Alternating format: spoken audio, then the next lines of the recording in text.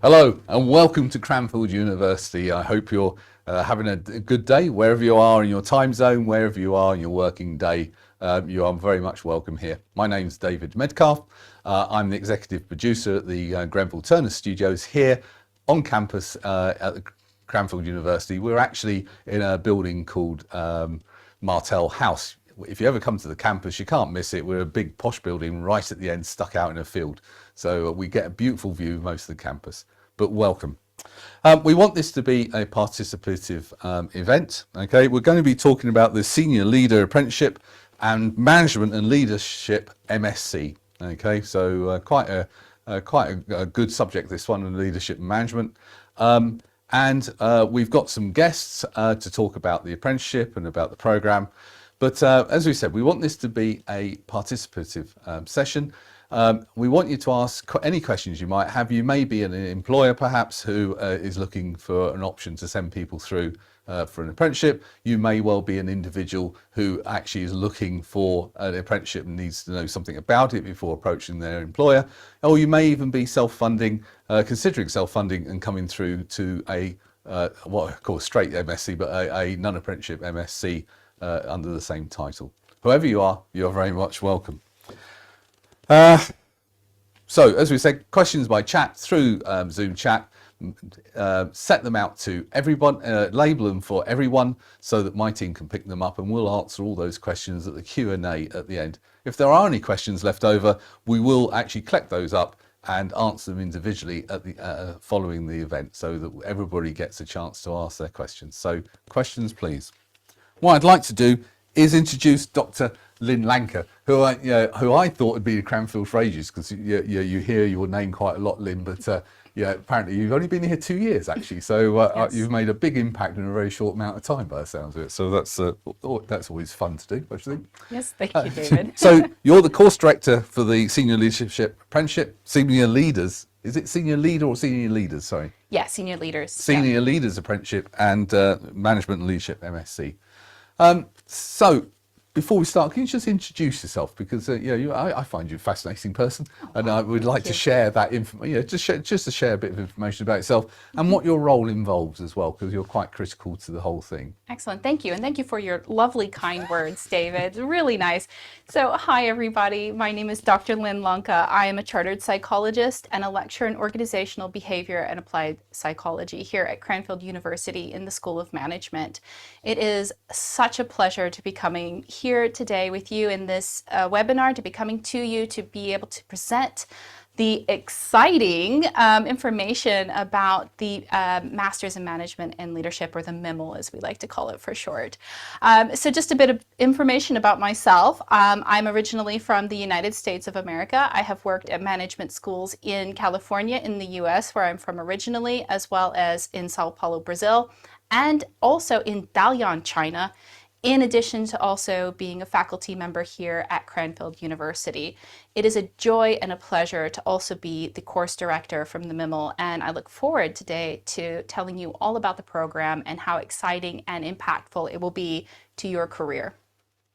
Well, thank you, Lynn. Thank you, Lynn. So, I mean, my question about this program, the apprenticeship or the MSc, irrespective, who is this program designed for?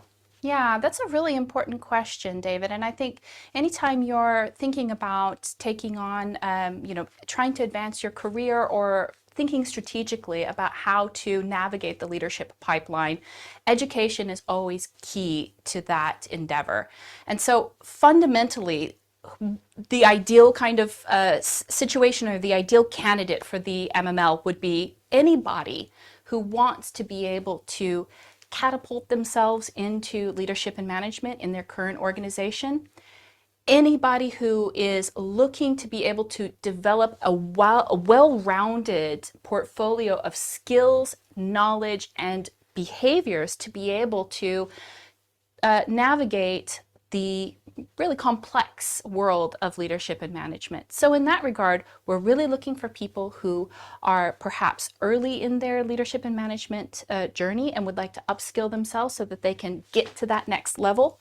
We're also here to help support people who are already perhaps in a management position and they've got their eye on that big prize and they can see that there's some skill gaps that they need to fill.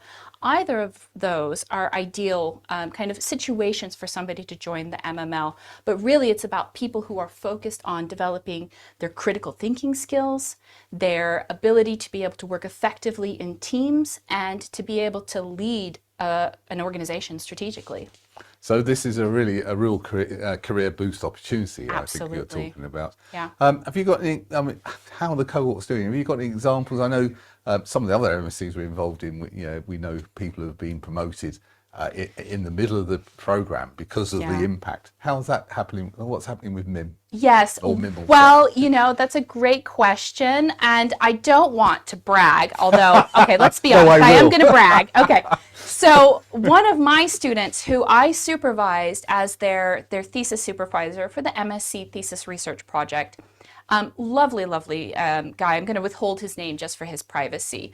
But he finished his MSc with me last year. He won the Best Thesis Award on the MML program because his thesis was so impactful.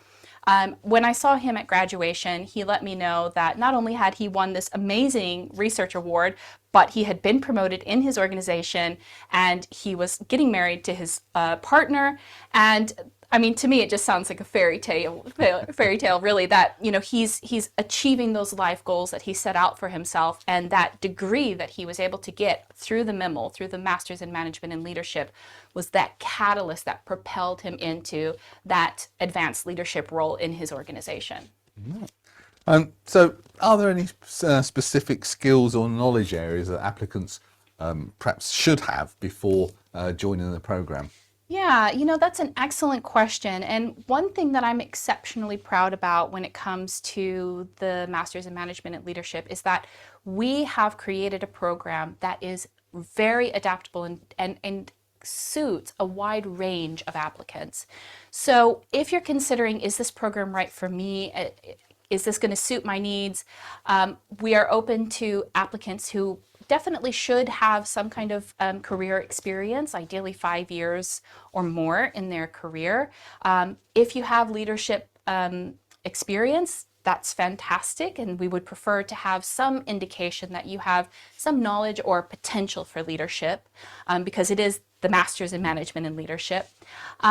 We also do appreciate applicants who have a previous undergraduate degree, but we also acknowledge that life skills learned on the job can be just as important and useful as an undergraduate degree. And so we still do admit applicants who have no previous undergraduate degree, but have significant previous on-the-job experience. So not having any previous, or it may be they've not been to university or they've been to university a long time ago, not a block to actually entering the program. Absolutely not. I mean, education is for everybody, and leadership is also for everybody. That's my personal view as a leadership researcher. Leadership is for everyone, and there shouldn't be blocks or barriers to your attainment of either education or leadership. And so in that regard, we know that different people have different life experiences. So whether you focused on your career and didn't go to university, or you focused on your children and your home life, whatever your priorities were in life, as long as you can demonstrate some educational background, maybe it's a previous level 5 senior leadership or work experience, we're open to a wide, diverse range of applicants. Are there any educational requirements for the apprenticeship, which is obviously runs not slightly differently, but it has a different criteria? Perhaps? Yeah, so the apprenticeship is even more flexible than the MSc component. The apprenticeship, specifically, somebody who wants to access the apprenticeship levy and come on and do the Senior Leader Apprenticeship Level 7, there is the expectation that they would have work experience to be able to demonstrate their knowledge and some kind of background to the topic. But as long as you have completed your secondary, post-secondary education, these kinds of things are what we would look for. Okay, thank you very much.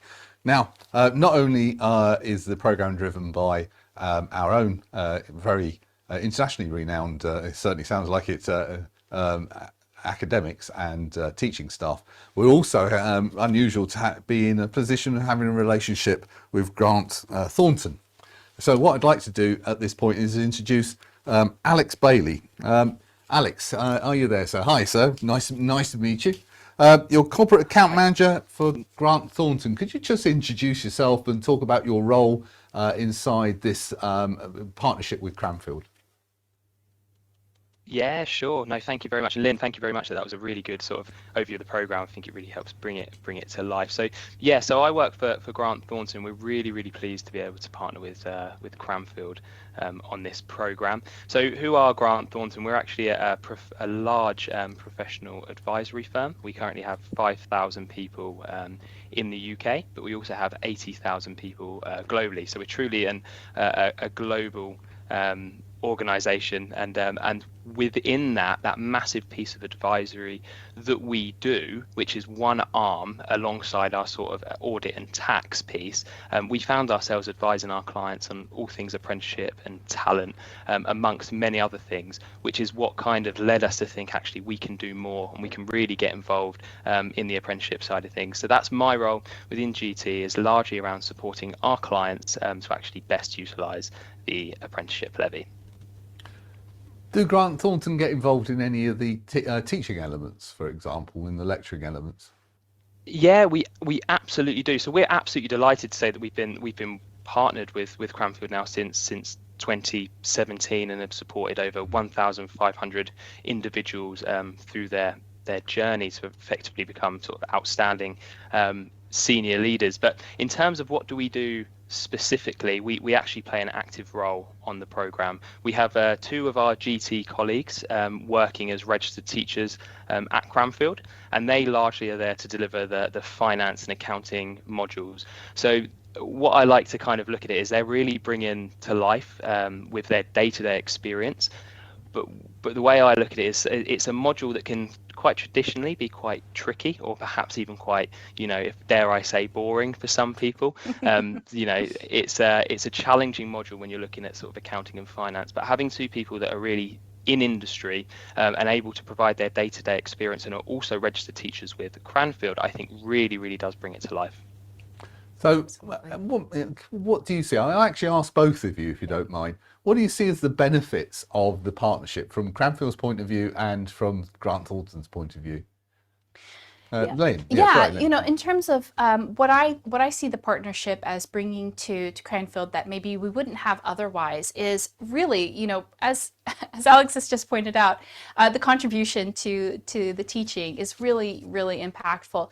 Anytime we have any delivery for a program, it's really important that it is evidence-based, it is research-based, but also experience and real-world in the context of what does this look like on the ground kind of experience that you can impart to the students. That's also equally important. And I think that is what this partnership brings, is that we have a really nice balance between practitioner, like somebody who's actually living that job, and the academic research side. So it brings that holistic balance to the program. Okay, thank you, Lynn.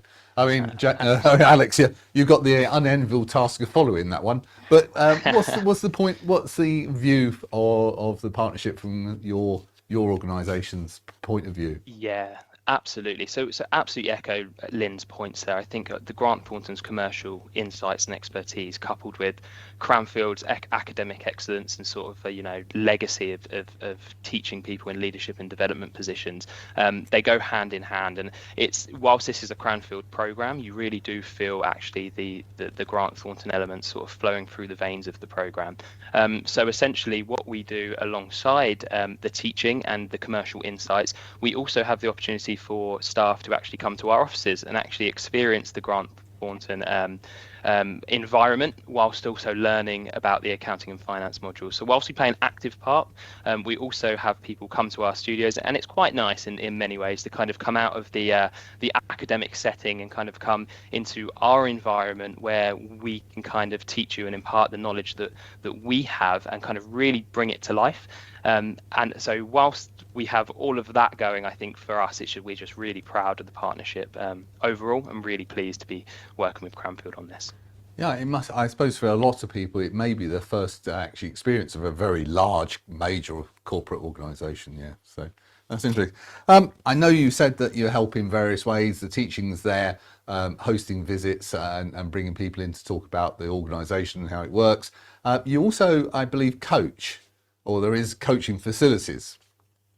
Absolutely, absolutely. So for those who are looking to essentially do the full MSc, so completing the apprenticeship pathway and then coming into the second stage, we do offer the opportunity to work with an executive coach. It's a real value add for the program, and it can be hugely powerful and impactful for those that take it up. So what we try and do essentially is create a psychologically safe space for participants to discuss the issues most concerning to them, whether it be in their personal life, whether it be actually in the professional setting, or perhaps even across the course itself. I think actually whilst you're doing the program and you have that light at the end of the tunnel and the goal that you're trying to achieve, it's amazing. What the coach helps you to do is actually, when you come to the end of that and you've completed that journey, well, actually, how do you sort of implement the past time that you've spent on program? How do you implement that back into the workplace? How do you formulate sort of plans going forward? But also just there is a real support mechanism. So it's a real value add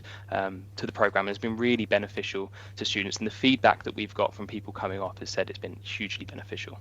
Okay, Alex, thank you. Anything to add to Yeah, that? I would just like to touch on that and say, thank you for sharing that, Alex. And personally, as a leadership researcher and somebody who teaches leadership, and also as a leader myself, I would say that it is an invaluable contribution to be able to access coaching, not just to be able to gain that personal insight that you need, that level of self-awareness that is so important for leaders today, but also to have an opportunity to develop those skills in yourself. The leader as coach is a growing trend that we're seeing in the market, with an increased expectation that leaders today aren't just having a strategic vision about the future, but they are also being good coaches themselves to the people that they lead. Okay, so thank you very much, Alex. We'll come back to you in a minute, so don't disappear. Well, you can disappear on us, but don't leave. We'll come back for the Q&A shortly. So if you've got any questions for Alex on the role of the partnership, or how that works, the personal coaching, personal coaching is actually a very useful thing to have. So we would recommend that. And I think that's great that it's on tap, so to speak. But please drop us a question via chat, and it will get forwarded to us. Address it to everybody so the team can pick it up, and we'll endeavour to answer that as fully as Lynn and Alex can. So what we want to do then is actually move on to have a look at this from a student's perspective. Okay, and so I think we have. I'm bound to get your name wrong. I do apologise, Sig. I know you as Sig. Sig Chama. Is that correct, Lynn? Yeah. Hi, Sig. Yes, that is spot on. Thank you. That must be the first time this year. If you'd like to let my colleagues know, they can then stop taking the mickey out of me for getting them all wrong. So, hi, sir. Would you? We're interested in who you are. Actually, can you just tell us a little bit about your background, business background, and Lynn's just told me you've just completed it, and everything's signed off. So, congratulations, well done. You must be really chuffed. And just give us your background to start off with, and a little bit about you, and then we'll ask some questions arising from that. Over to you. So my name is Sig Chama. I am, working for HSBC as a product owner, and I joined the MML at the end of 2020 in order to, again, increase my knowledge and my skills around leadership, and just in terms of trying to build up my experience in readiness for senior leadership roles within the organization. So in terms of my background, so I've worked for HSBC for 10 years this year, actually, and I've worked through the ranks, starting as a cashier in the branch, and sort of did all the branch roles before moving into the head office roles in terms of kind of supporting customer journeys, understanding the pain points that they experience when they come through the branches, and trying to really build a better experience for them when they access our services. So that's what I'm about.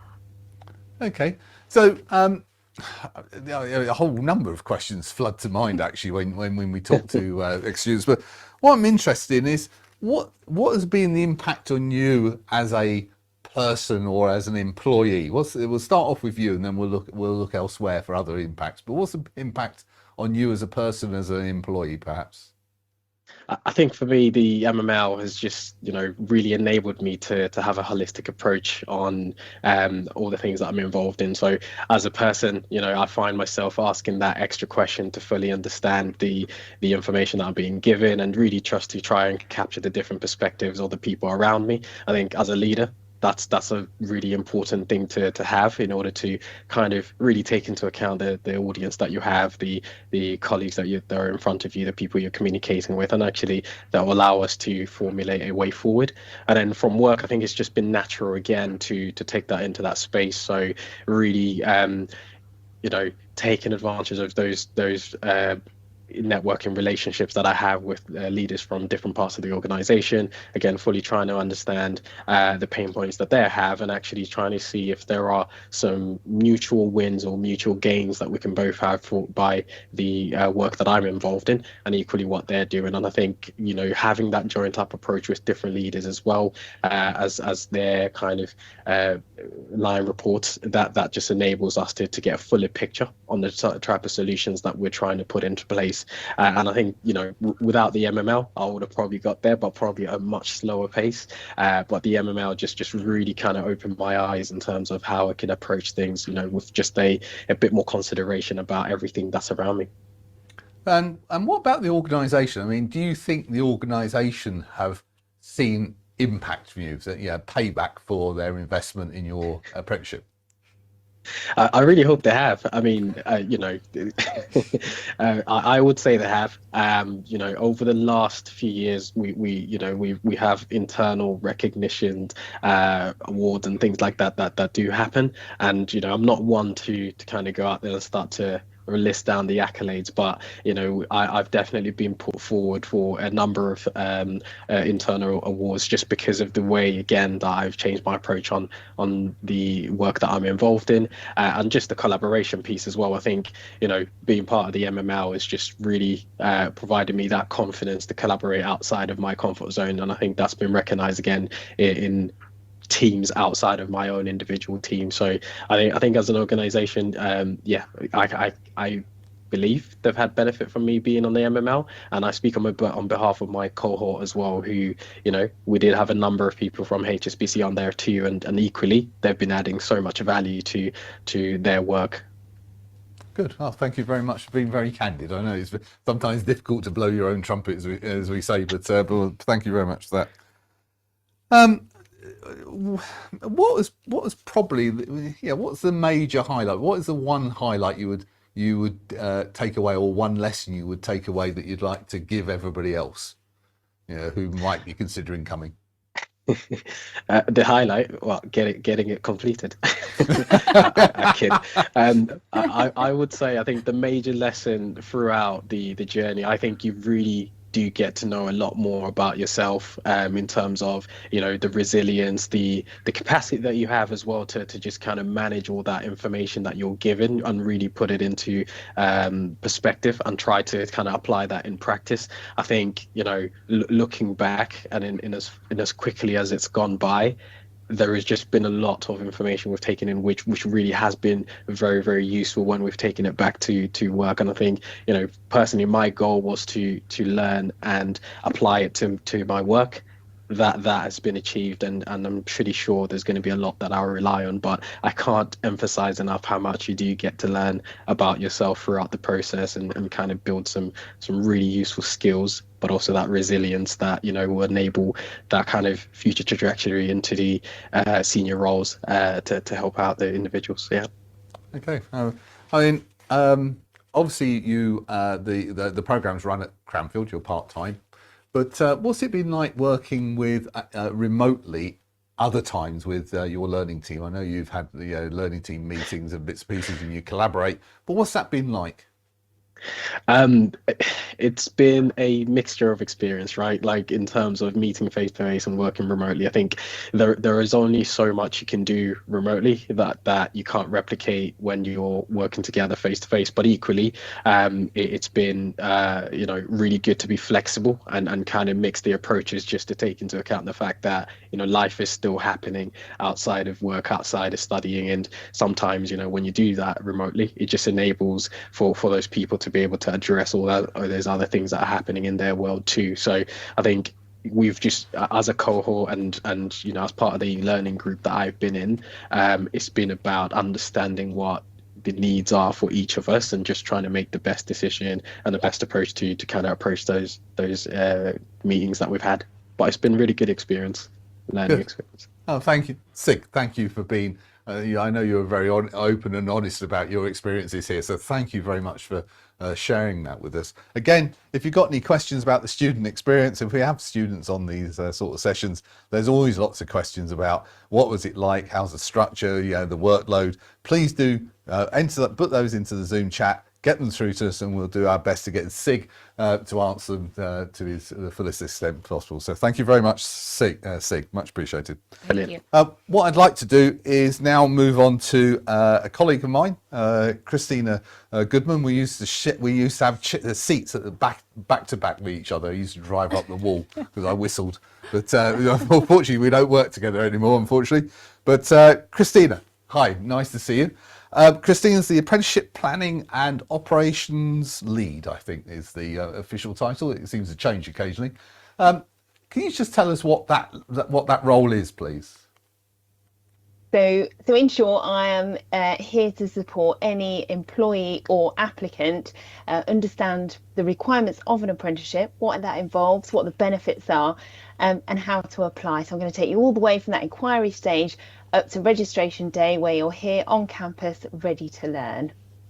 Okay. And so can you talk to us about the apprenticeship journey? I don't know how much you want to say, but just give us an idea. I know it's quite a complex subject, but if you want to give us an overview of the Sure. apprenticeship we'll go journey. for the highlights. Yeah. So an apprenticeship is essentially split into 3 different elements. So you've got the on-programme study, and that's where you would be interacting with Lynn or your course colleagues, learning all the knowledge, skills and behaviours required by that apprenticeship standard. You'll be building your portfolio of evidence, undertaking a work-based project. So you're doing that all while you're still on programme. You then come to what's called Gateway, and that's ensuring that you've got all of those elements ready. So you've completed all of the knowledge, skills and behaviours. You're now an expert in each of those areas. You've got evidence to support that. You completed a work-based project. You have those maths and English skills in place that are essential. And then once that's all signed off and you're supported by your employer through that phase, you then go on to what's called endpoint assessment. And that's where a third party comes in and assesses that you have met all the requirements of the apprenticeship, and you would therefore successfully complete. And you would undertake that through a presentation and a question and answer session around that portfolio of evidence that you have put together. So once you've successfully completed, you'd have completed your apprenticeship, and you have that opportunity to then carry on to part 2 and gain further credits outside of the apprenticeship to gain the full MSc award. So yeah, a real good. I always feel the level 7 apprenticeship is a really good offer. A really good offer. What about support? It's obviously quite a journey. I mean, it is. It's nigh on 2 years, is it? Yeah. Yeah, it's nigh on 2 years. What sort of support do you get from the university on your journey? So once you're on programme, each of our apprentices is signed what's called an apprenticeship tutor, and that person is there to support and guide you through the duration of the apprenticeship. And they're not just there for the apprentice, they're there for the employer as well. So they're a first point of contact. Sig's nodding away, I can see him there in the background, and essentially that apprenticeship tutor acts as your cheerleader, I think is the core of it. They're there to help you make sure that portfolio of evidence is gathering pace, you're getting really good stuff in there, and you're completing your off-the-job training. That's the requirement of the apprenticeship. Basically, you're meeting all of your targets, and they're encouraging you and pushing you along all the way through, because as you said, it's not an easy undertake, a level 7 apprenticeship. You're working full time. You've probably got quite a reasonable senior role, already, you're looking to progress as well. You might have family commitments, you might do some voluntary work, some sports outside of work, it all takes up your time and energy. So to add this into the mix as well, it's not easy, but the outcome is so worth it, as we've heard from Sig and Lynn already. And how are the apprentices are supported by their organisations? When an apprentice starts, we ask that they have either a line manager or mentor to support them throughout their programme. And so that person would meet with them on a very regular basis, so maybe once a month, alongside a one-to-one that might already be taking place, to talk about their apprenticeship, what they're doing, what they'd like to do, what they might need support on. Their employer can help find opportunities in the workplace as well. So if they need to obtain a certain knowledge or skill, it's not within their department, maybe finance. We've mentioned finance quite a few times through this webinar. So I think it's one, as I think Alex said, it's one people worry about. They stress, oh, it's really maths based, I'm not very good at maths, or I'm not very good at finance. And it doesn't happen in every department, especially maybe if you're in I don't know, human resources. It might not be, you might not be in a budgeting role. And so therefore you need to go out into a different department and get that experience. Your line manager could be there to support you in going and working with another team, maybe for a day or so, get involved in a different project that does include budgeting. So they would help you gain those experiences needed for your apprenticeship. They would also support you in these tripartite reviews. So every 3 months, apprentices have formal reviews to confirm their progression. So they look back, what have they done over those last 3 months? What knowledge, skills and behaviours have they obtained? And then what are they going to do going forward? So these next 3 months, what do they look like? How can their line manager support them? Okay, thanks you, Christina. What we'll do, we're going to come back to our three remote speakers, to Christina, Sig, and Alex, and we'll come back for the Q&A in a few minutes. I got overexcited. I do apologise. This does happen, and I actually forgot to ask you to look at the difference. Well, not the differences, but well, I suppose the differences between the MSc structure and the apprenticeship structure. So I do apologise about that. I got carried away. Yeah, I know. It's we're having a great conversation today. Yeah. Well, I think it would be helpful for folks to kind of have a picture or understanding of what the program overall looks like. So if we could have the program overview slide up. So I want to just highlight some of the key features so that you come into this understanding what the expectations are, both in terms of what is the academic side and what is the apprenticeship side.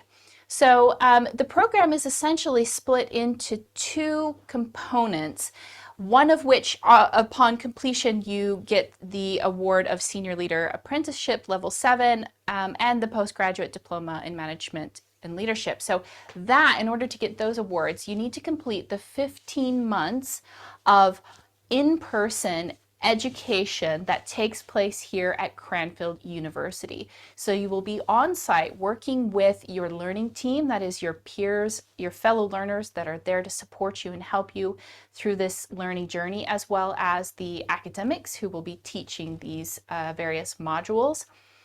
You'll be on site approximately every 2 months, and during that time when you are on site, you will be learning, covering 2 modules at a time, so that at the end of 15 months, you will have covered all of the required teaching, all of the required core modules to fulfill the requirement for the Level 7 Senior Apprentice. Those core modules, as you can see on the screen here, cover the core topics that we believe are imperative for a well-rounded and adaptive leader to move up in their organization and take on those leadership challenges.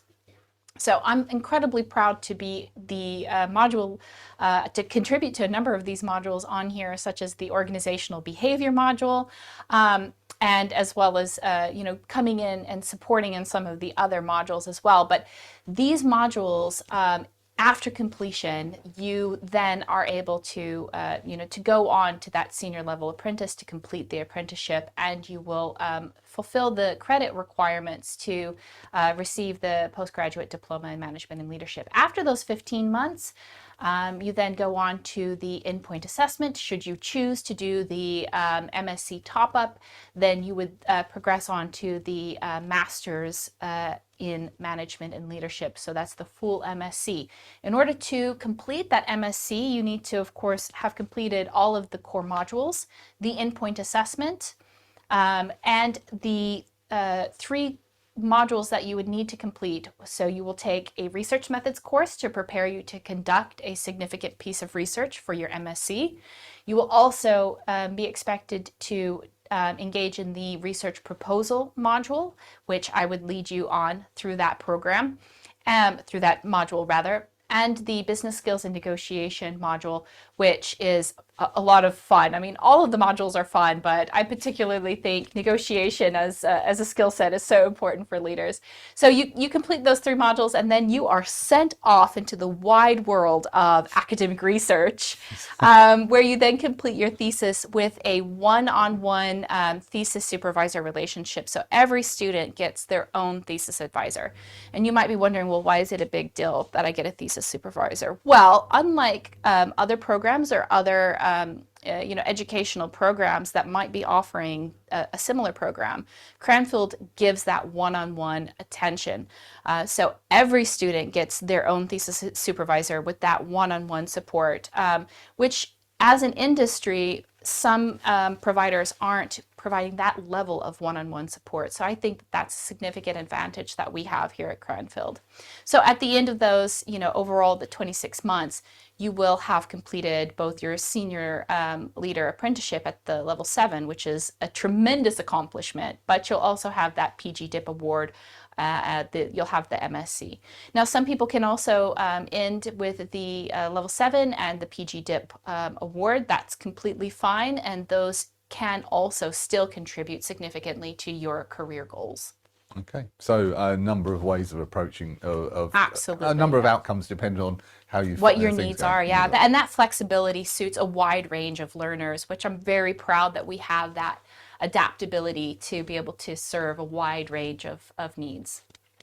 Okay, so well, I think we're at the point now we're actually going to go into the queue and answer some of your questions. So if you've got any questions, please do take this opportunity to get them down onto chat, and we'll send them off to everyone so my team can pick them up, and we'll be picking them up and answering them. So Alex and Christina and Sig, hi, welcome back. Nice to see you again.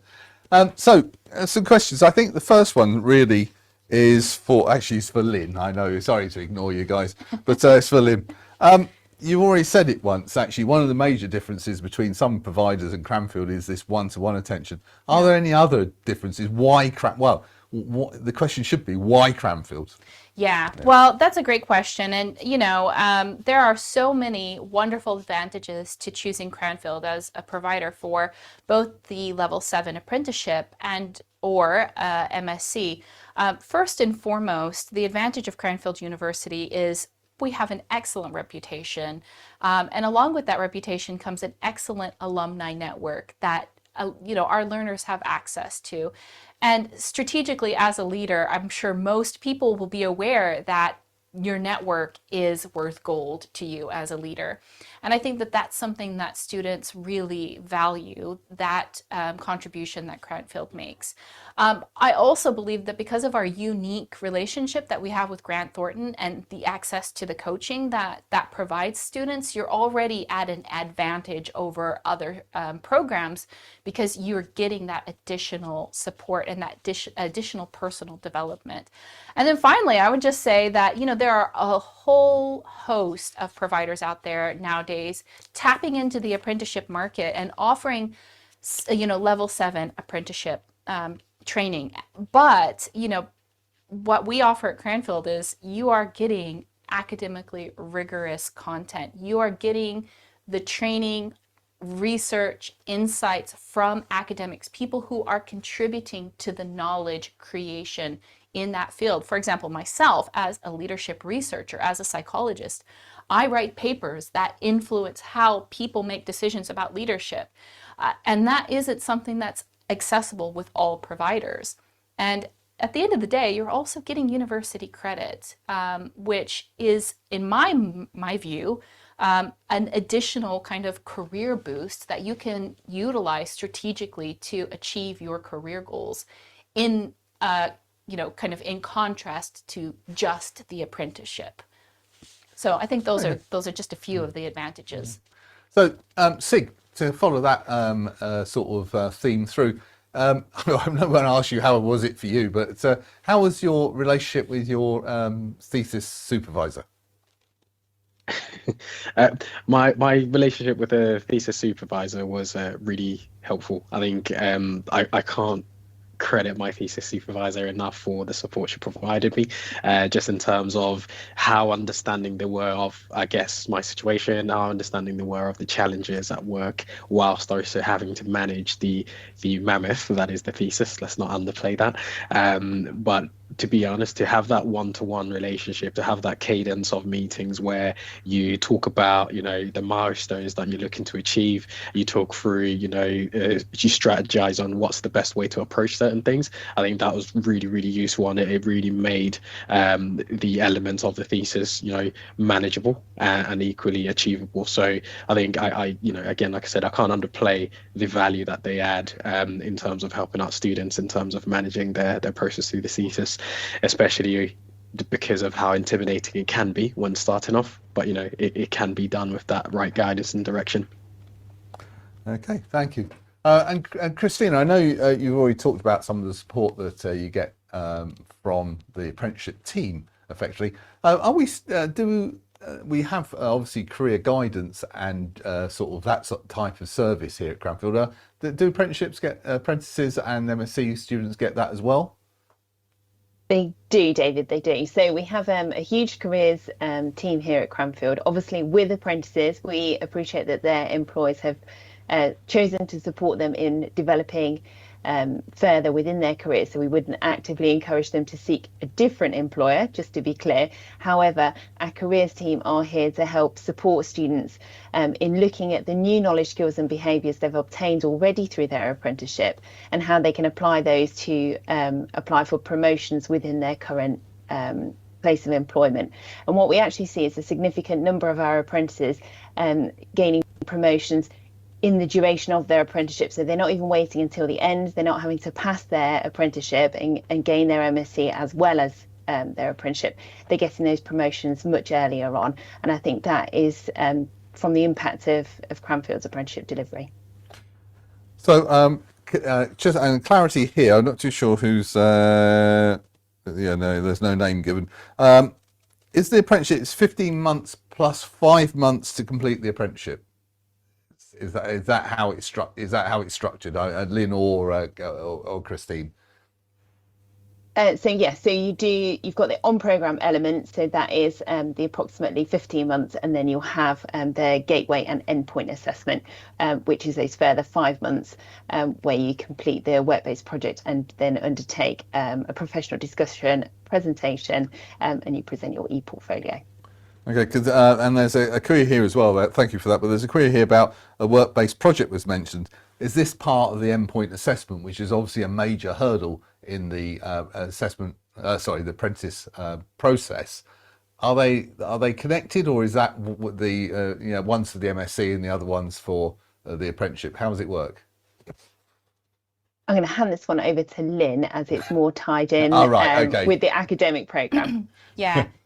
Yes, so if we could just go back to the program overview slide really quick, just to make a few points. So regardless of whether your goal is to complete the Senior Leader Apprenticeship Level 7 or your goal is to go all the way through to the MSc, you must complete the core modules, which spans that 15-month period. And then at the end, regardless of whether you want to do the level 7, just the level 7, or you want to go on to the MSc, you do need to complete the endpoint assessment, which, as we've highlighted here in the slide, you are given approximately 5 months. And if we could go to the next slide that kind of breaks this down a little bit more. Let me see if I can. Right, I am not able to click through to the next slide. If somebody could do that for me, please. There we go. So just looking at this here, hopefully this brings a little bit more clarity and breaking down the, the steps that you need to complete here. So this is the roadmap for the Senior Leader Apprenticeship. And this is really just kind of highlighting that you, as I've mentioned, you have that 15 months where you're doing those core modules that are required, and that's really how you're learning about and being exposed to the KSBs, developing your portfolio of your leadership repertoire. During that time, you're documenting these KSBs on the job, so you develop that portfolio of information. You then, at the end of 15 months, move on to Gateway. This is where you complete your portfolio of work and this work-based experience. That then moves into your 5 months of working on that to create basically the deliverable for your endpoint assessment. And this is carried on very closely with your employer. It's carried out in the company. It is not necessarily an academic piece of work like the MSc thesis is. It's much more practical and realistic about the reality of your company and your organization. So once you complete that 5 months of that company employer-based project, that then takes you to the endpoint assessment, which is, as the name implies, how you get assessed on that project that you've just created. So hopefully this slide kind of gives you an idea of how one moves into another, so that you, from the start of that program, you then move in through to the endpoint assessment. And it's really at the end of the endpoint assessment that you are then, assuming that you've passed and everything's gone well, you then receive that award of the apprenticeship, level 7 apprenticeship, and you get to celebrate and party and have, joy and happiness for that tremendous achievement. But then, for those of you who are ambitious and really want to have that MSc, which I would hope would be all of you, then that's when you would move on to then that thesis component and complete the MSc. Okay. And I hope that gives some clarity to how this works. So yeah, so the endpoint assessment is gives the effectively the award, it ends with the awarding of the exactly. Yeah, that endpoint assessment is really kind of like your big test, your big exam of, have I passed level 7 senior level apprenticeship? Yeah.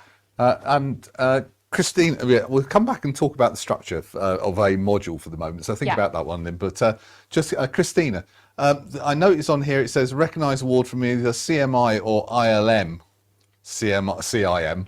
Yeah. They're actually the endpoint assessment organisations, aren't they? What's their role in this? Lynn's nodding as well, so I mean either of you. Yeah, Christina, if you could jump in, and then I'll jump in if I have anything else to add. Excellent. I'm sure you will. So I'll do the quick overview, and then I'll let Lynn give the details. So an endpoint assessment organisation is a third party that comes in and confirms that you have met the requirements of the apprenticeship. So in this case, it is normally either the CMI, so Chartered Management Institute, or the ILM, which is Institute of Leadership and Management. So it's up to the employer and apprentice together to decide who they would like to use.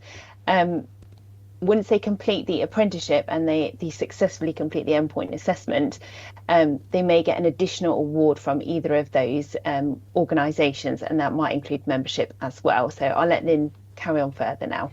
Yeah, thank you so much, Christina. Yeah, that really gives a great summary of it. In terms of what is the difference between one and the other, well, essentially they're achieving the same goal. They just have slightly different focuses. Like, for example, I'm a member of the ILM, so I have achieved a coaching certification that has allowed me to become a member of that.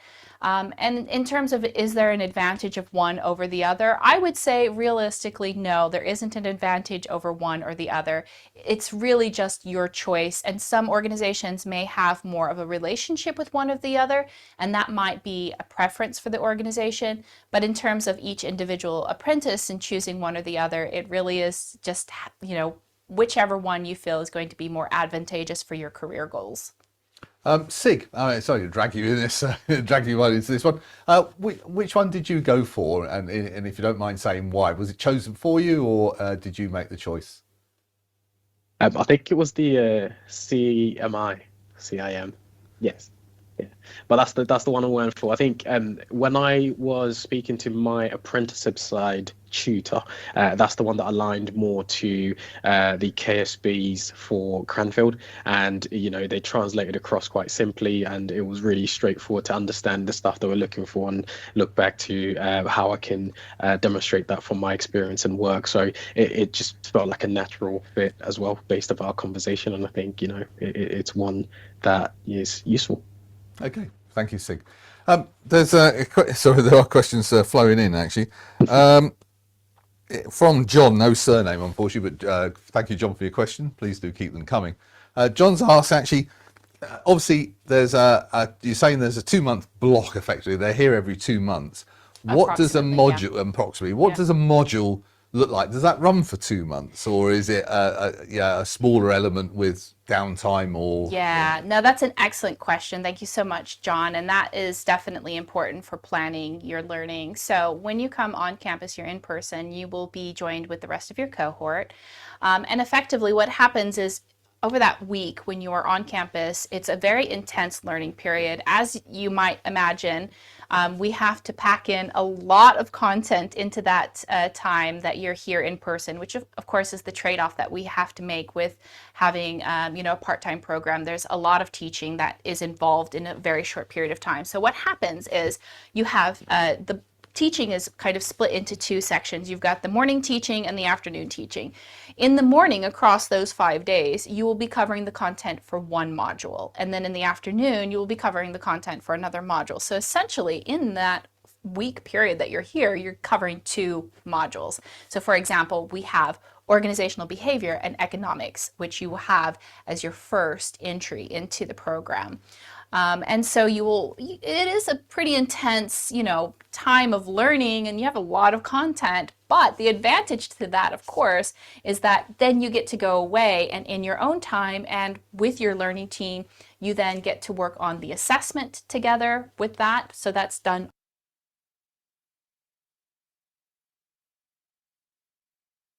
with the various modules. And so, there is out of classroom or, like asynchronous learning that does take place beyond just the classroom learning. And that bridges the approximately 2 months between the Exactly. 5 days and the next one. Yeah. Okay. So in total, you've got that you have that content that's covered in the classroom, and then the expectation is that you're going to go away, you're going to carry out any additional assessments, assignments, in-class projects, group projects, anything else that is the requirement of fulfilling the credit for that particular module that you're doing, and then that is essentially what you're doing in the time that you're not in the classroom. Okay, right, thank you. Whether you're not, I don't think, hopefully you're not going to give away any secrets, Lynn, but 2 or 3 people have asked, what's a typical, or some of the projects that have been submitted, and what have been undertaken by students doing the MSc part, just examples. Yeah. So, I have to say that I have enjoyed every single MSc thesis that I have supervised on the MIML. I mean, this is one of the reasons why I took on the role of being the course director, because I absolutely am in awe of the intelligence, the capabilities, the wonderful abilities that all of the MML students have to be able to carry out excellent work-based projects that are not just academically rigorous, but also have an impact in their organization. So projects that I have personally supervised have looked at the impact of coaching and coaching skills in an organization.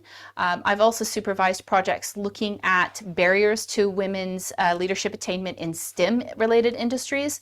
I've supervised projects looking at psychological safety for how leaders can build psychological safety in their organization, as well as transformational leadership in hybrid work teams, which is Sig's thesis that he has just completed.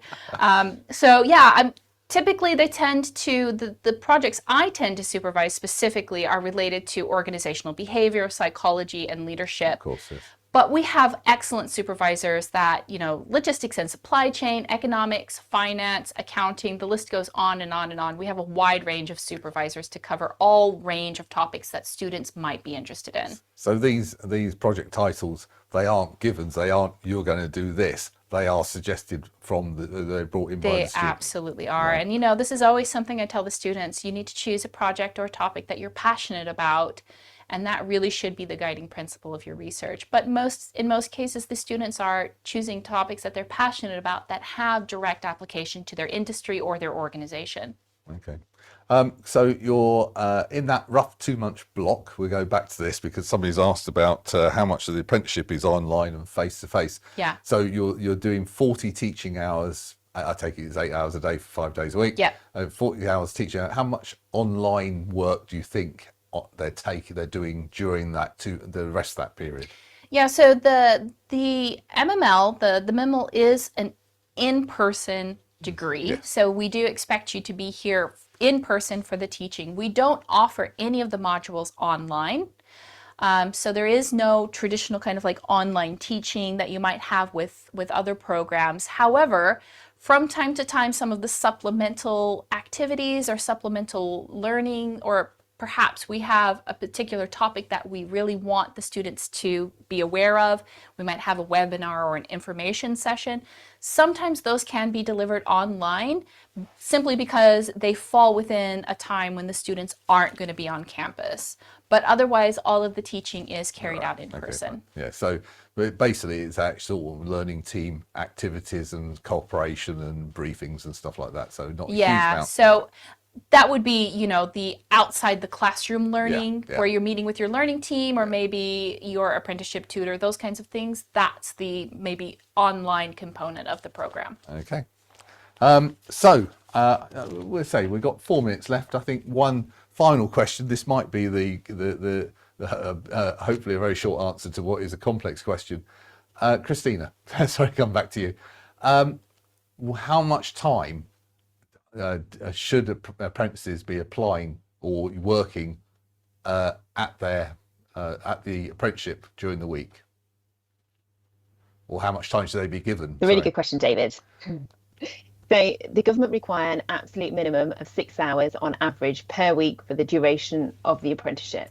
However, at Cranfield, it's level 7. We're all about level 7 apprenticeships, and they are challenging. They are, as our apprentices and our staff know, they are challenging. They do take up time. So we actually factor in a minimum of 7 hours on average per week towards our off-the-job training. So that should then help towards being able to do the majority of the apprenticeship in those working hours, so your normal contracted hours.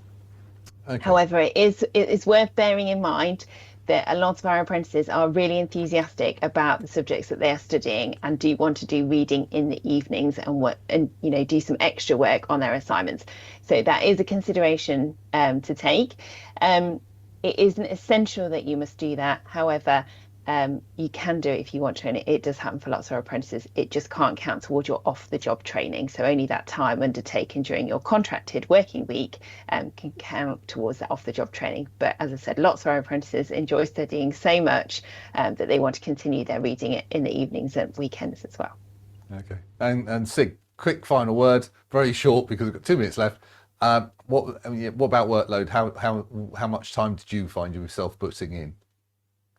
I think, the 20% of my week is what I applied. And to be honest, I would advise speaking to your leaders at work just to make sure you have that agreement in place to give you ample time to actually provide towards your apprenticeship, because otherwise, as with work, there's always going to be something over the horizon. So you just need to ensure you've got that agreement in place and the support in place to do so.